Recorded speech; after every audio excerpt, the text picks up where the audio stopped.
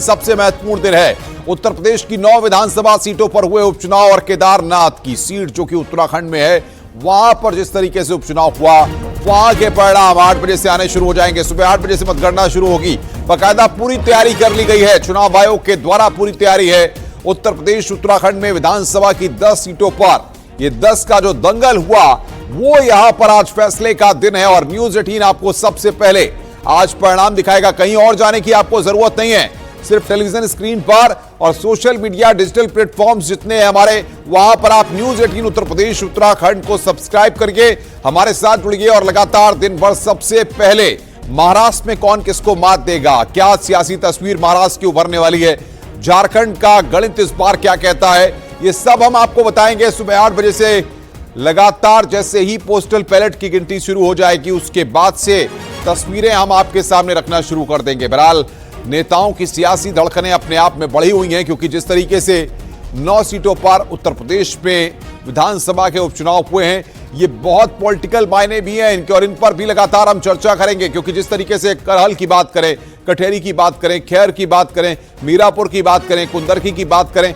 ये सारी सीटें सियासी तौर पर, सीसामऊ की अगर हम बात करें तो वो एक पॉलिटिकल ज्यादा मैसेज देने वाली सीट है कि सीसामऊ में क्या कौन जीतता है, क्या होता है। क्योंकि इरफान सोलंकी, रिजवान सोलंकी, उनके भाई, तमाम ऐसे फैक्टर हैं जो बहुत मेजर रोल प्ले करने वाले हैं।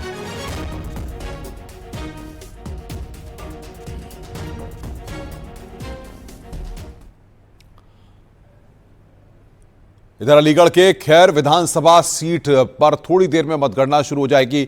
8 बजे के बाद तैयारियां पूरी कर ली गई हैं, सख्त सुरक्षा के इंतजाम है। हमारे संवाददाता रंजीत सिंह काउंटिंग सेंटर के बाहर से वहां पर जानकारी दे रहे हैं, बात करते हैं। अलीगढ़ की खैर विधानसभा के लिए अब तक कुछ ही देर के बाद मतगणना शुरू हो जाएगी। ये मतगणना अलीगढ़ की धनीपुर मंडी समिति के अंदर की जा रही है। तस्वीर सबसे पहले आपको दिखा देते हैं। लगभग 8 बजे से मतगणना शुरू की जाएगी। सबसे पहले जो बैलेट पेपर है उनकी गिनती होगी, उसके बाद ईवीएम मशीन को खोला जाएगा। हालांकि 14 टेबल पर 31 राउंड में ये मतगणना पूरी होगी और उसके बाद पता चल सकेगा कि खैर विधानसभा से आखिर कौन नया व्यवस्था की गई है। बाहर गेट पर ही, मंडी समिति के गेट पर ही पुलिस की ड्यूटी लगाई गई है। उसके बाद जैसे जैसे लोग अंदर जाते जाएंगे उनकी चेक अंदर। इसके अलावा जितने भी लोग जो सरकारी कर्मचारी हैं जिनकी इस मतगणना में ड्यूटी लगाई गई है, सिर्फ उन्हीं को अंदर जाने की अनुमति दी गई है। हालांकि चप्पे चप्पे पर नजर रखी जा रही है। सीसीटीवी मतगणना है उसको अंजाम दिया जाएगा। तो कुल मिलाकर कह सकते हैं अब तैयारी पूरी की गई है। अब क्या आज दोपहर तक फैसला हो जाएगा कि आखिर खैर विधानसभा से कौन नया विधायक बना है। कामेर की अगर बात करें तो बीजेपी प्रत्याशी की जीत के लिए मुस्लिम समुदाय के लोगों ने दुआएं मांगी हैं। कुंदरकी विधानसभा के लिए थोड़ी देर में मतगणना होनी है, लेकिन उससे मुस्लिम और मस्जिदों में जाकर दुआएं मांगी गई हैं।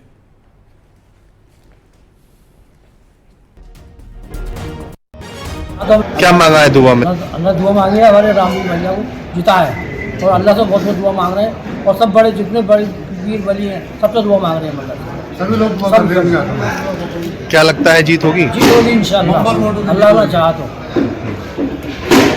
क्या कहना चाहेंगे जीत के अवसर पे? चलो खुशी होगी हमें तो, गरीबों को भी।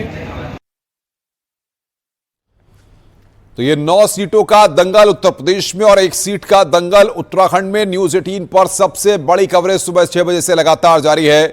मझवा सीट है, मिर्जापुर की सीट बेल्ट, पूर्वांचल का एक और गढ़। सुमित गर्ग हमारे संवाददाता हमारे साथ बातचीत करने के लिए जुड़ रहे हैं। सुमित, किस तरीके से वहां पर काउंटिंग की तैयारियां हैं और क्या तस्वीर इस बार उभर रही है? मां विंध्यवासिनी का आशीर्वाद किस सियासी दल को इस बार मिलने जा रहा है?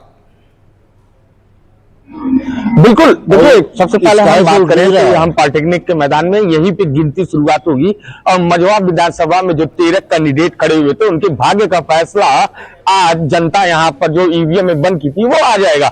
14 टेबल बनाए गए हैं, 32 राउंड में ये पूरी गिनती होनी है।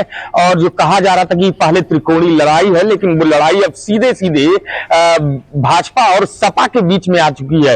और अब से लगभग यहाँ पे 5 बजे फाइनल होना है। 5 बजे अनुमान आ जाएगा कि कौन मझवा विधानसभा का विधायक चुन के लखनऊ को पहुंचता है।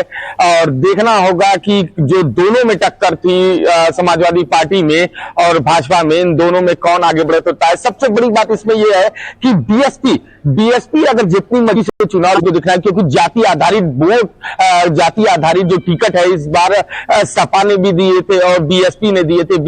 जो यहाँ वोट बैंक है सबूत है, वो पार्टी ने बिंद को यहाँ पे टिकट दिया हुआ था। रमेश बिंद जो 3 बार से विधायक, उनकी बेटी ज्योति बिंद को, उनको बिंद वोट बैंक पे तगड़ी निगाह थी। तो वहीं ब्राह्मण चेहरा जो है उनको बीएसपी ने उतारा था और बड़ी संख्या में यहाँ पे ब्राह्मण भी हैं।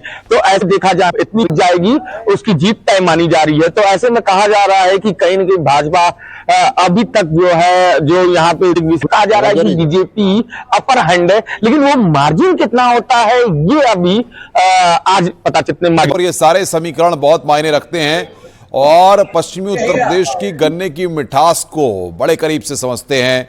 साथ ही साथ पश्चिमी उत्तर प्रदेश के जातीय समीकरणों की सियासी नब्ज को भी कई बार टटोलते रहे हैं।